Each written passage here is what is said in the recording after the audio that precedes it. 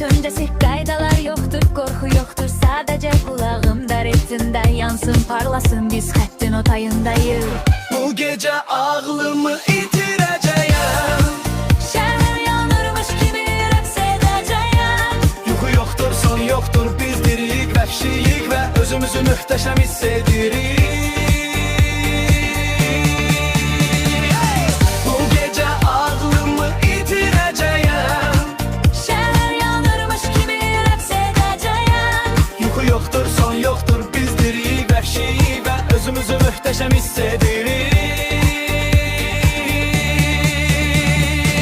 Tuğlan səsi dayandırma, qoy ürəyin dövrə vursun. Hər hərəkət, hər ritm gecəni tamamlayır. Körpü gözlərimizdə işıqlar, maskaya ehtiyac yoxdur. Dünya sabaha qədər gözləsin biz bu gecənin əfsanələri.